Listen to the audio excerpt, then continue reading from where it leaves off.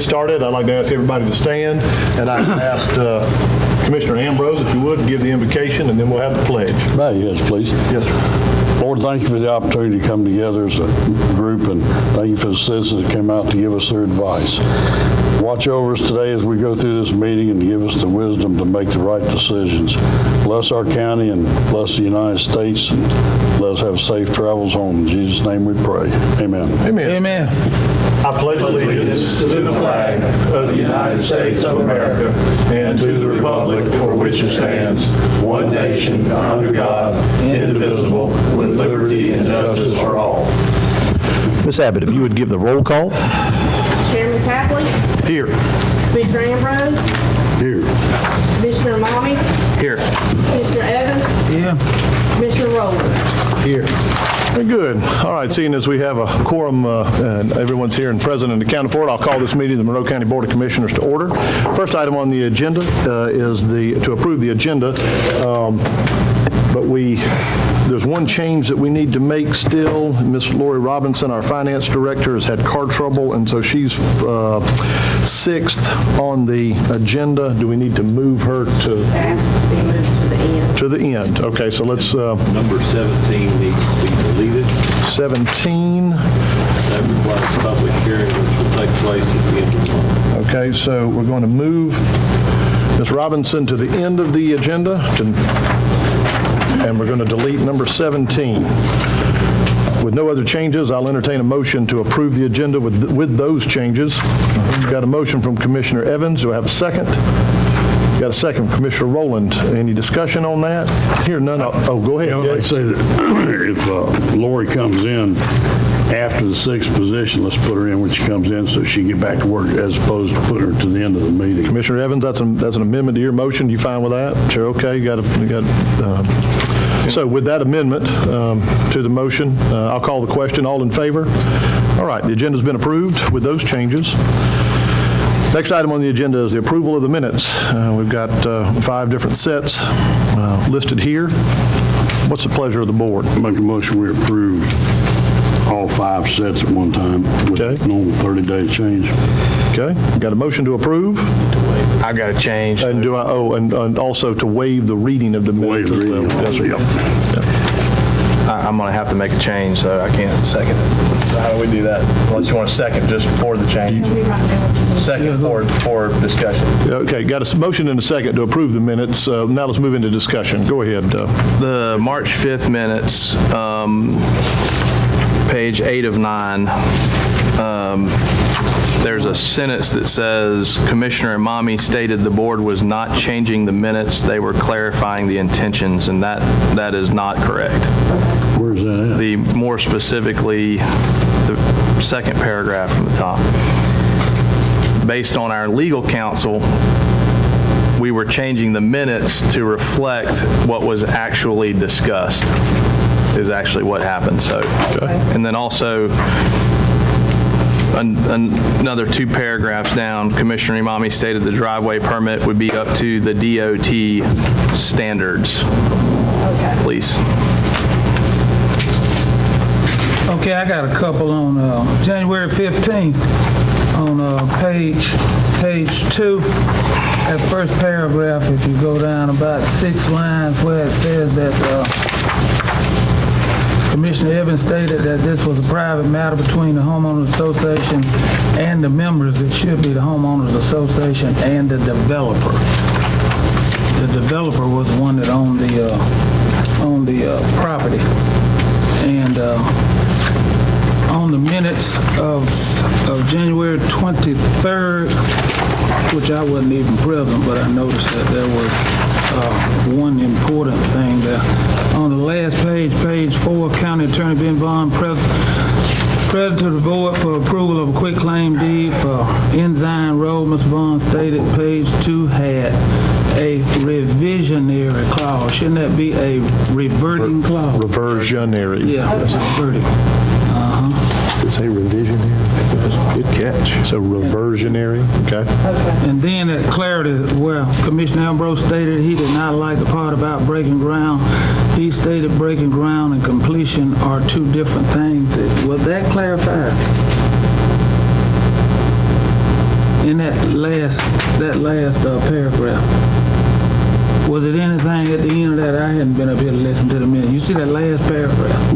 Was it anything, he was seeking What he was clarity? saying was, he wanted it finished. Right. And he's saying just them breaking ground in 6 months and completing it in 6 months, whatever the time frame was, were two different things, is what he was saying in that meeting. Okay. Well, are we clear on which is it? Yeah, ultimately, what was the, I'd have to go back and look. Well, earlier in the paragraph, it says, stating if the city does not break ground on construction within the 6 months, then all right. Way the deed structure too, Commissioner Romano. yeah, that's my understanding, is that they at least needed to break ground. Now, I get your point. You can just go put a shovel in the dirt and break ground, but we have some faith and confidence in the city leadership that they're going to issue. They've had some public meetings already on the parks, not just Ensign Park, but the other ones, and they've got some pretty good plans going, just as a side note. So I think they're going to. And they got plenty of money. They do. Anyway, isn't that right, Mayor and Councilman? Anyway. All right.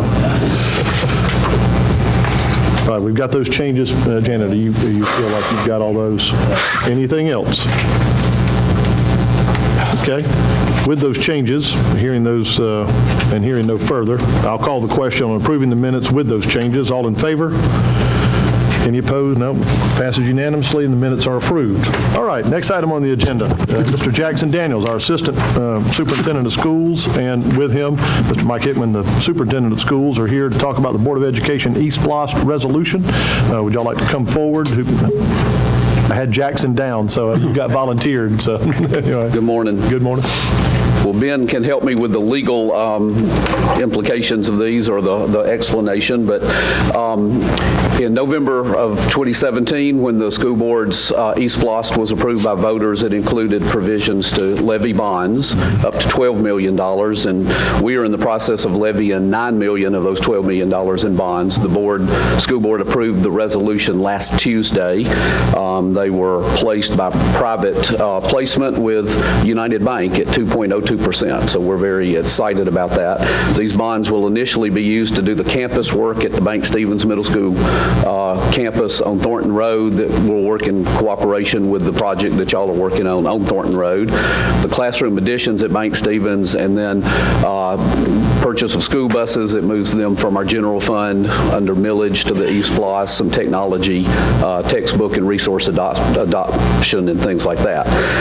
As a part of the state law that provides for the issuance of bonds, there is a tax levy resolution that we would ask the commissioners to approve, and here's where Ben can jump in, but basically the lay explanation of this is that if everything else were to fail, and this is a fail-safe, if the East Blast dried up or the school board changed and did not meet its obligations on the debt, that the county commission could levy tax to pay that debt.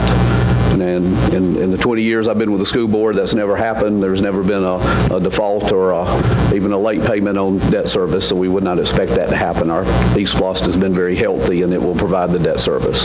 Go ahead. Anything to add, Ben? Yeah, I just wanted to add that, as Mr. Daniels was explaining, this is essentially a guarantee, just like you would have a guarantee on a traditional loan. And the way it sounds and the way it's structured in this resolution, you might get the idea that the county commission would be responsible for that debt if there was a shortfall in SPLOST. That's not the way this works. The way the law is structured is that the Board of Education has to make a recommendation to the county commission for the amount of a millage change, and then the county commission actually levies the millage on behalf of the school board. But it's the school board's tax. It's not the Board of Ed, or it's not the county commission increasing their millage to cover the school bonds. It would be the Board of Education's millage rate. And Mr. Hedges asked a good question yesterday about how this process actually works in the event of a shortfall. The school would come back to the county commission and say, we need to increase the millage X amount to cover the shortfall, and then the commission would impose that millage rate. This is essentially an agreement of the commission in the event the millage or the SPLOST does fall short, that you would agree to increase that millage. I say all that, agree, there's a long line of court cases, and it basically falls to be an administrative act to y'all. Although they come to you and ask you to do it, you don't have a whole lot of discretion in doing it. The only thing I don't, excuse me, the thing I don't understand about it, they can raise the millage rate for their school board. Why don't they just raise sales? I just want the public to know that it's not us doing it, because we have no say in their millage rate when they raise it, and we don't have to come to us to do, when they raise their millage rate, why they have to come to us for this? They really are on both, supposed to make a recommendation and then the board levy the tax.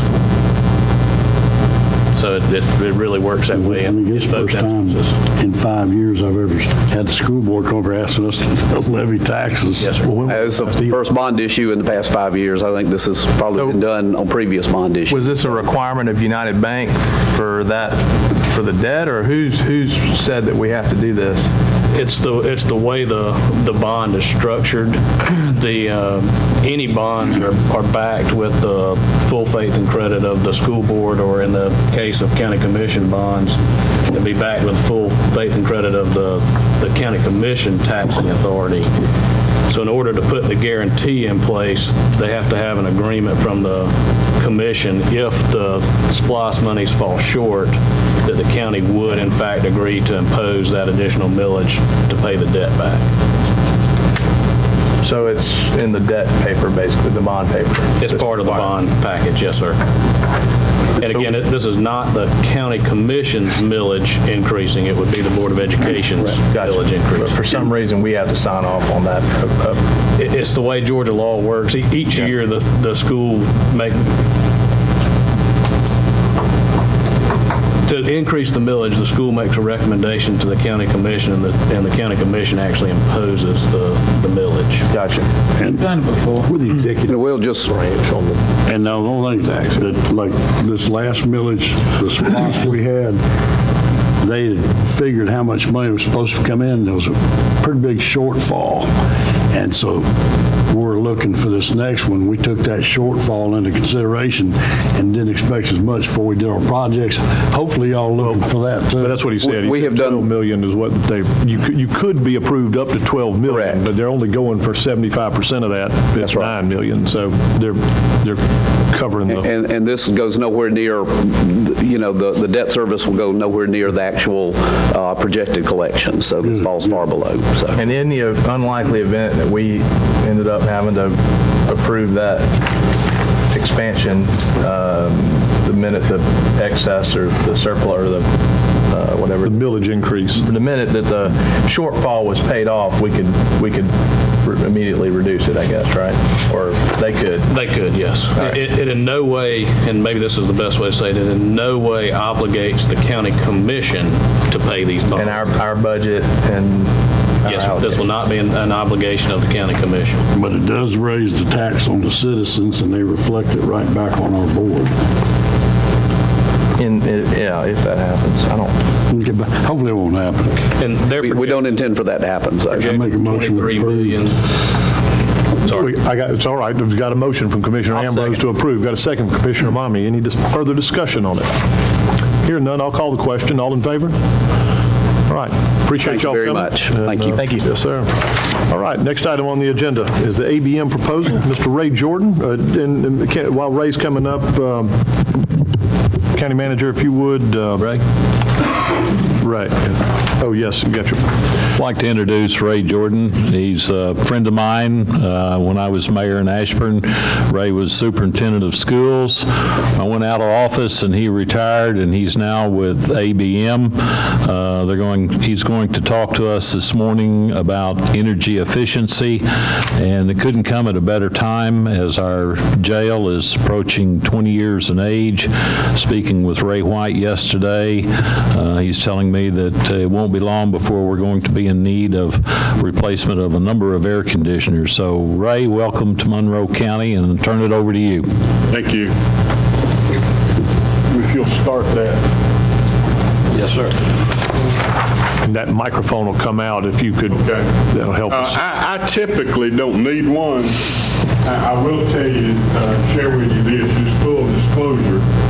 About 6 months ago, I experienced some significant hearing loss. Now, I have hearing aids. What'd you say? They help, but they're not perfect. So if I get a funny look on my face when you ask me something, just ask it a little louder, and I'll point that out to you. I just like to be open to that.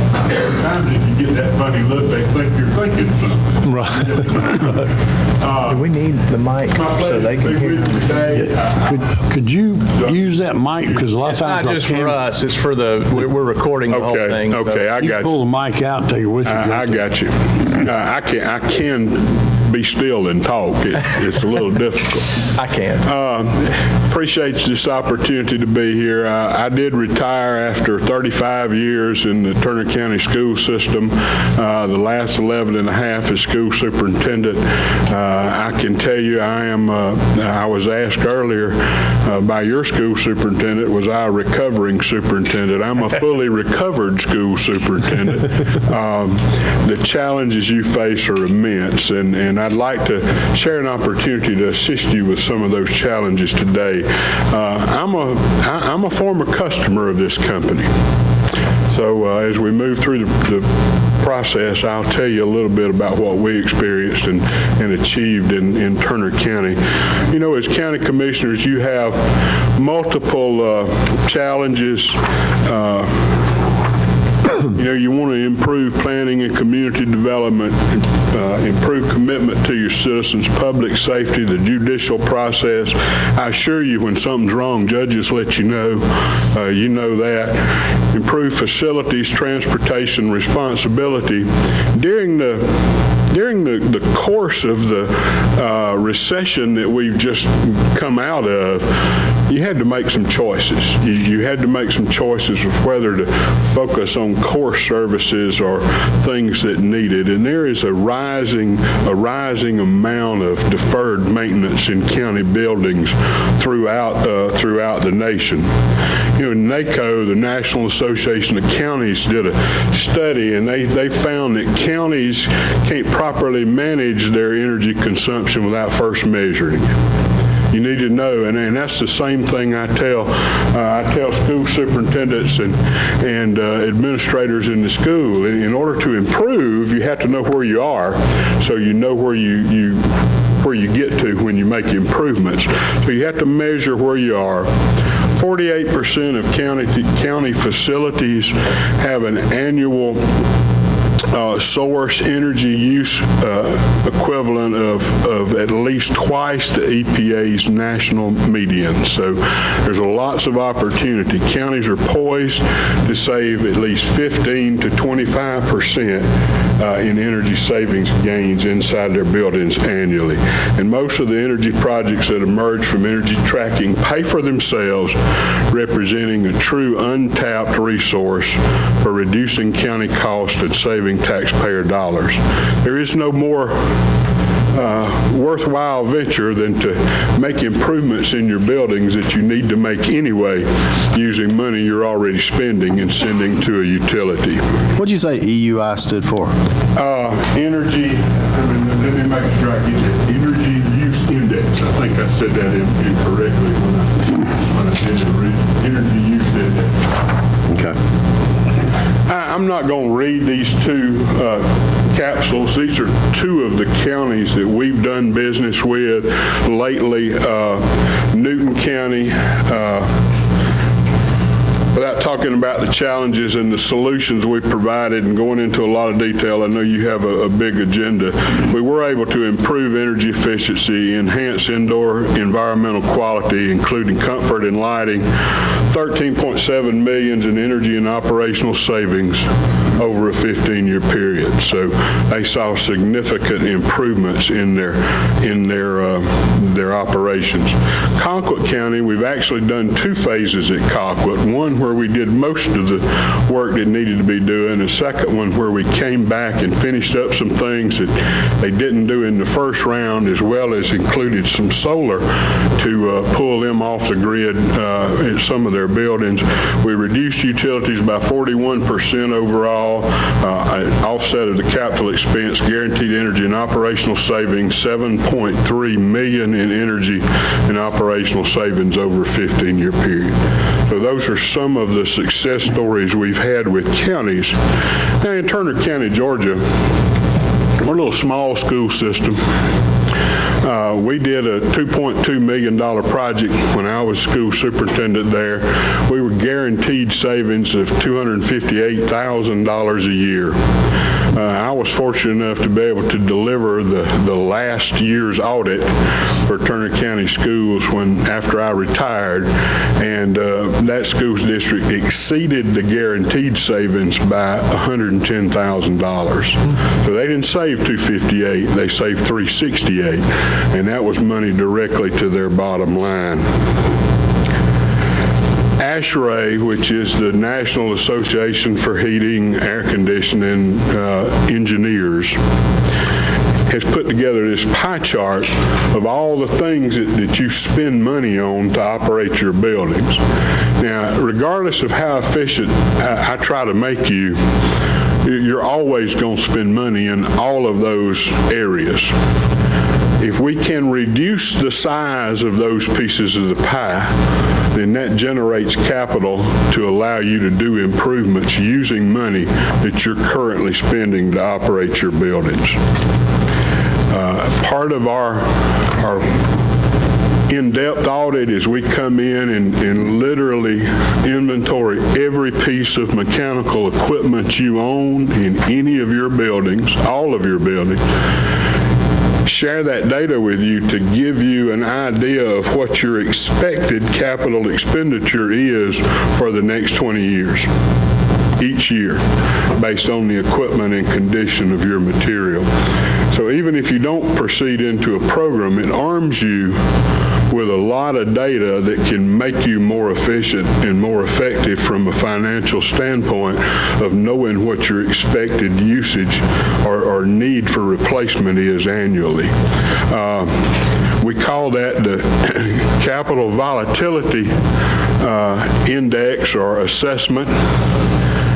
Provides you with tremendous amount of data that you can use, how much your present value of your equipment is, what your asset allocation is, how they're graded, A's, B's, C's, D's, E's, based on the condition of the equipment, and also an energy waste analysis that talks about how much energy you're wasting.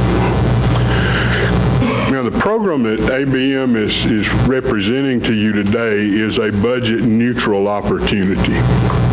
If you look at make sure I can do this right, look at this column and this column are the same height.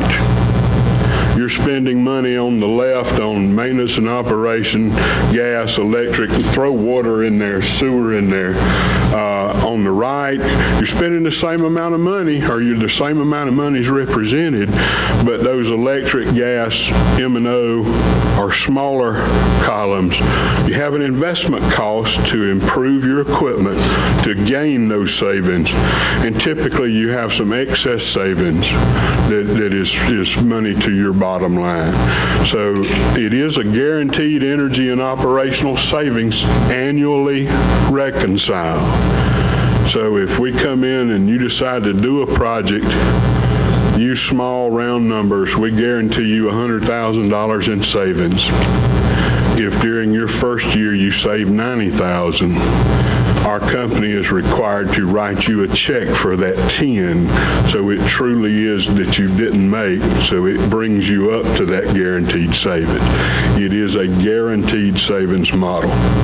It's a self-funded program. It's budget neutral or budget positive, depending on what you do. Increases your cash flow. You might wonder, how does it do that? Well, operational or energy savings are paid for in your general fund. Because you're purchasing equipment for your buildings, that lease can typically, depending on how your SPLOST language is written, that lease can be paid for out of your SPLOST account. So you're increasing your general fund flexibility and upping that budget simply because that's where the savings are, but you can make the payment from over here, and that's a decision you make annually. Decrease capital outlay with planned replacement of critical infrastructure. You're going to replace it anyway, and if you don't plan for it, then it costs you more money when you have to do it on an emergency basis. Program allows lease payments to be made with SPLOST, provides general fund relief. It allows for the opportunity to include funding for on oversight of renovation projects as well. If you have buildings you want to renovate, the law allows that. A little bit about ABM. ABM this year will be a $6 billion international company. I work for the energy services piece of ABM, but as you can tell, we've got park-in transportation, mission critical, which is data centers, landscape turf.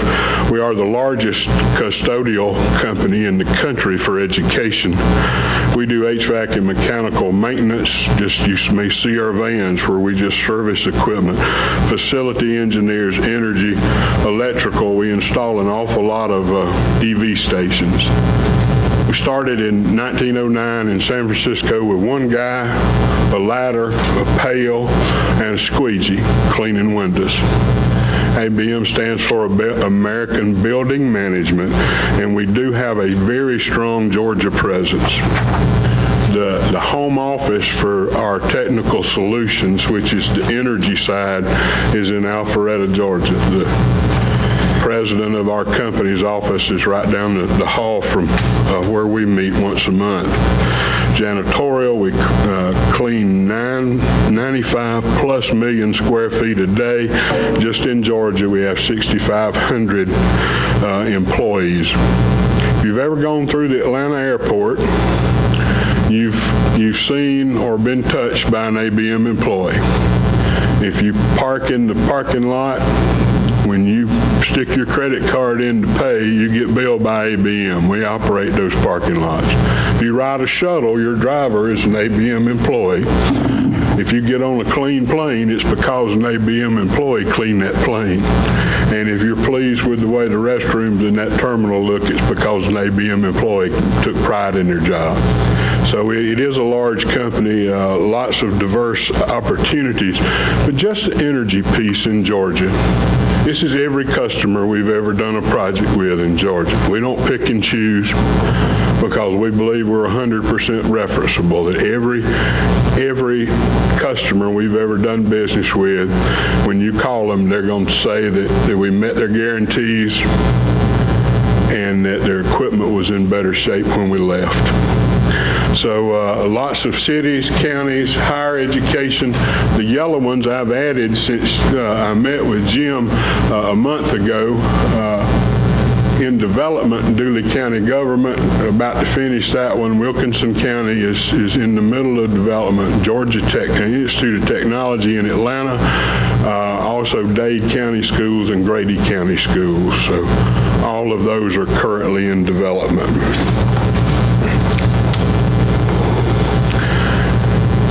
I always tell customers or prospective clients that this is a marathon, not a sprint. It takes a little while to learn how you operate your buildings. This is kind of a basic timeline of what happens. Today we're doing a concept presentation to you. If you're interested in finding out from a 10,000-foot view what kind of savings you could possibly generate by doing a program, we would do a preliminary study, most likely of your 10 to 12 largest, highest energy buildings. You've got an awful lot of buildings. Some of them have just a small amount of savings because they're very small buildings. We would come back and present that study finding to you. You present the findings back to the commission after we do it to the leadership. Now, I put a star by RFQ release. This is where, for you, this process steers a little bit.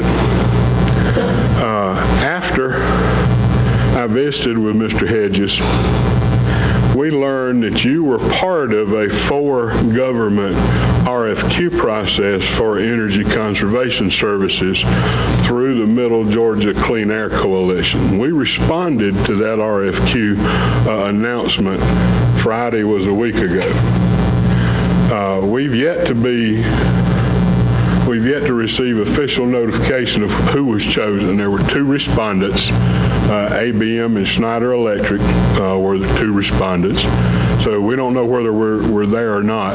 Talked with Chairman Tapley, and he said, well, it really doesn't matter. Well, you can do business with us just because we want to do business with you. So whether or not, the reason I say it's an asterisk is Mr. Vaughn could weigh in if you get into your discussions of whether or not you as a commission could request the respondents' proposals from that RFQ solicitation and make your own decision without having to reissue the RFQ, because you've done a public offering. If that's the case, it speeds things up a little bit. We would then, if we're selected, do an in-depth study where we take about 3 to 4 months to learn how you operate your building, how many hours lights are on when nobody's in them, what the temperature is, the best way to operate your building. Then do the final engineering study verification, present the program to you for approval. So you're 6 to 8 months away, but you're very close to learning what your potential is. If you would authorize Mr. Hedges to begin a preliminary study to get an idea of what kind of savings might be on the table. I appreciate your time.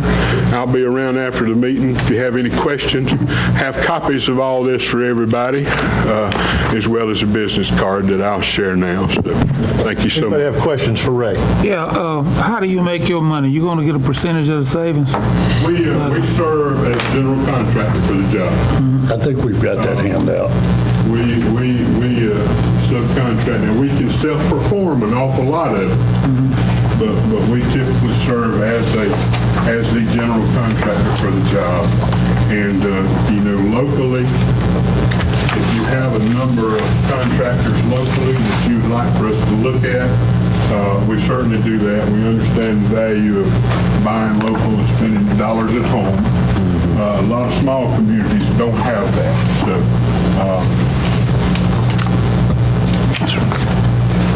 Any other questions for Ray?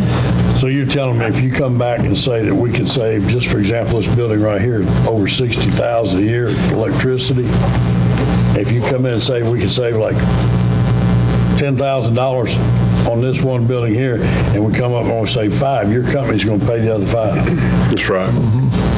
If you do a program with us, you basically sign multiple contracts. You sign a project contract, which pays us to install the improvements. Then you sign an energy guarantee contract that guarantees consumption units. So we guarantee to save you X number of kilowatt hours of electricity, X number of gallons for water, and cubic feet for gas, those sorts of... And your initial cost to do this preliminary study, how do you... Not a dime. None for us.